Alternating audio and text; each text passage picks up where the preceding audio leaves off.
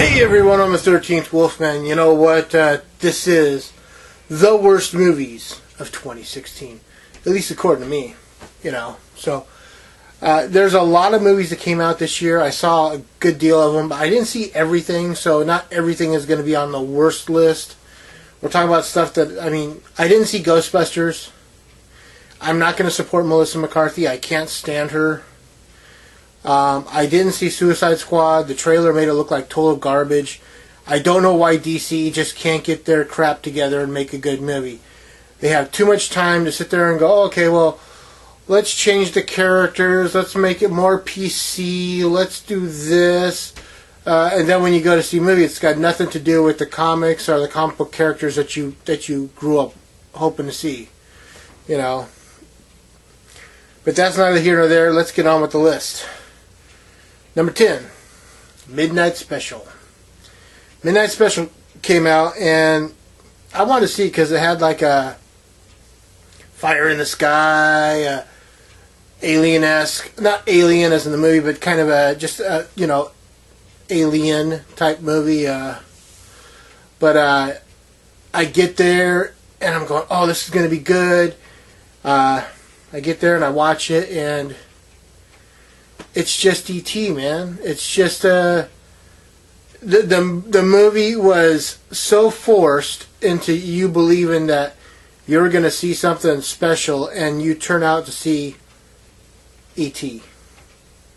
E.T. was just a child. It's not even E.T. with an alien. It's just, it was like the dumbest movie ever. I just could not stand it. Coming in at number 9, When the Bough Breaks. When the Bough Breaks. Okay, it's about this couple that want to have a kid but can't have a kid. So they're dumping all their money into in vitro fertilization, every other kind of way to get her knocked up. Finally, they're like, okay, well, let's go with a surrogate. Sure, not a problem. They get a surrogate. Surrogate's like, 4 eggs short of a dozen. My God. So they get her, they knock her up with his kid, right, in vitro. And then something happens, something chemically snaps inside her. She wants to be with the husband, not just, she wants to bump uglies, she wants to knock boots, call it what you want. And the more that he protests, the more that he's going to worry that she's going to say something. And it's god awful. The conclusion is stupid.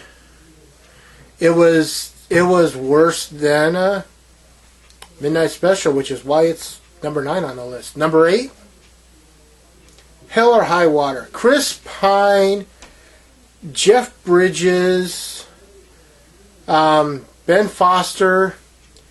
I like all these actors. I did not like them in this movie.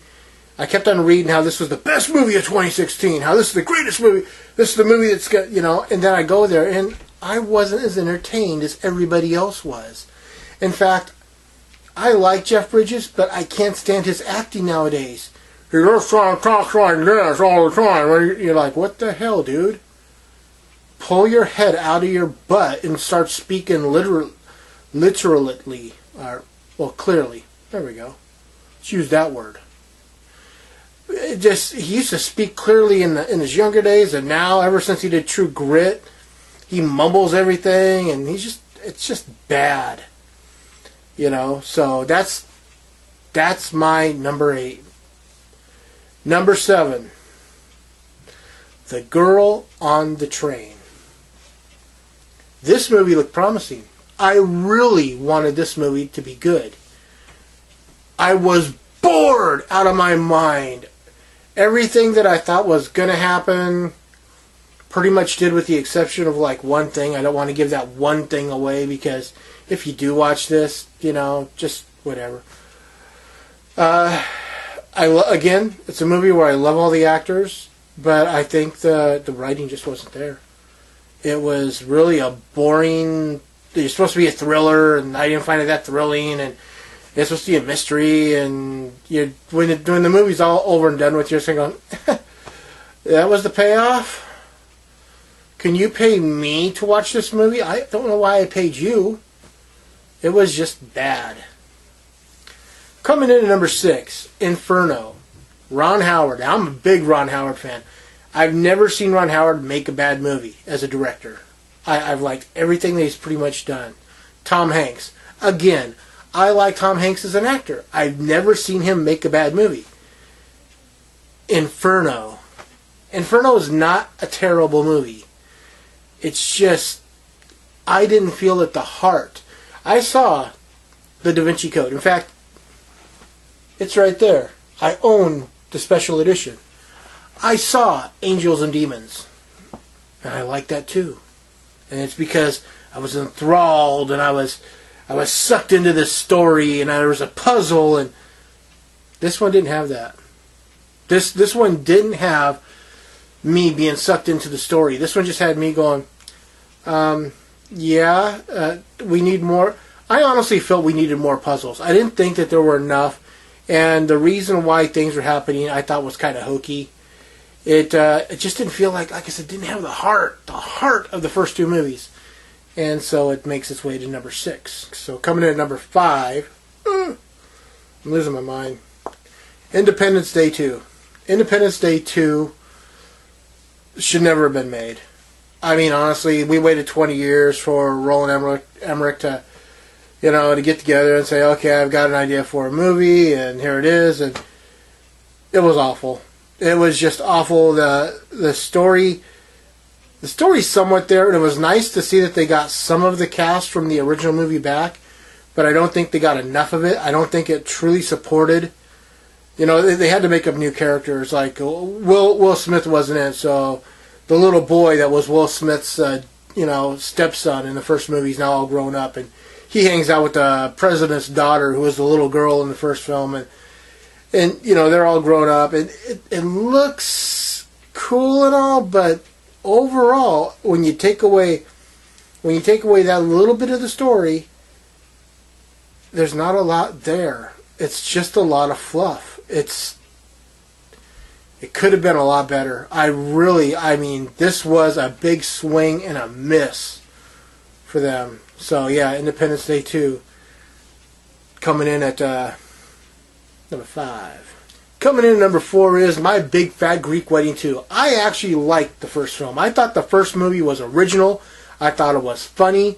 I thought it had everything going for it. To know that Nia Vardalos, it's basically her story. She married a guy named Ian in real life. Ian Gomez, to be honest. I mean, if you see the picture, it's kind of funny. The guy that plays her husband's best friend is actually her husband in real life in the first movie. So fast forward, it's been like, I don't know, 18 years or something. It's been 13 years or something like that, because at the end of the first one, the little girl is like 5 years old. She's going to Greek school, and she wants to get married, and she's in love with this guy, and it seems like it could work, but again, this is one of those movies that just felt really forced. They got everybody back too. That was cool. Everyone in the world that was in the first movie came back for the second movie, but the funny parts just were not there.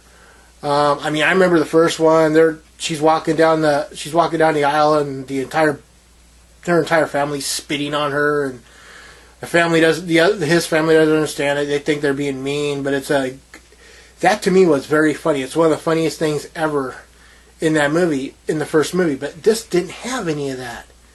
Didn't have the ha-ha. I was just kind of like, okay, I'm done.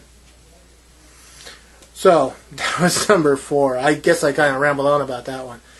Coming in at number 3 is The Witch. The Witch was a terrible, terrible, terrible, terrible, terrible movie. I've heard a lot of people say that they loved it.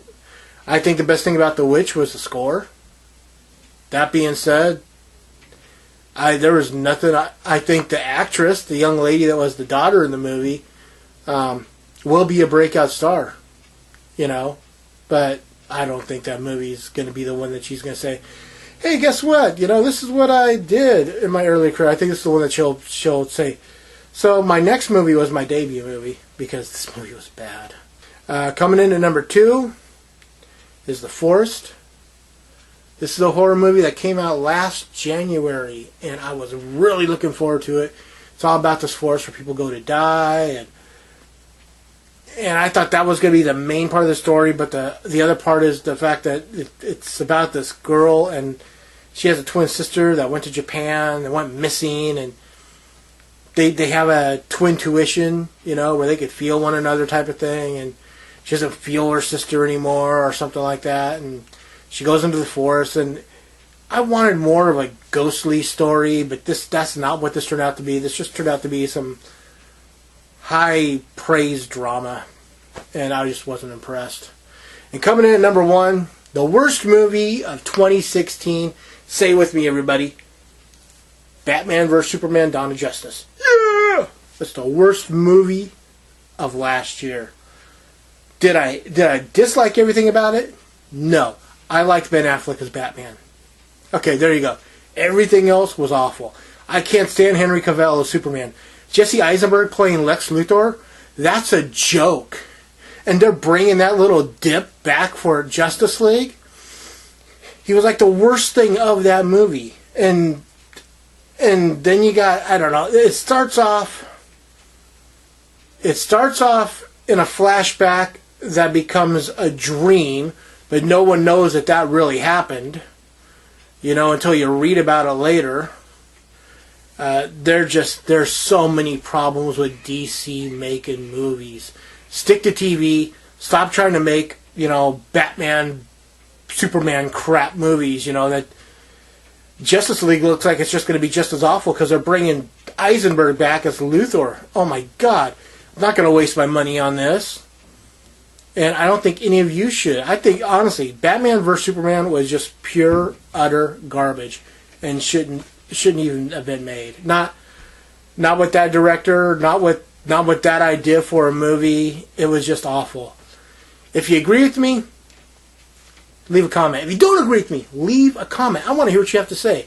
Did I rip on some of your favorite movies of the year? If so, I'm not sorry, but I'm glad you like them. Like, subscribe, share, and comment. And as always, I'm the 13th Wolfman, and of course, I'm on the prowl.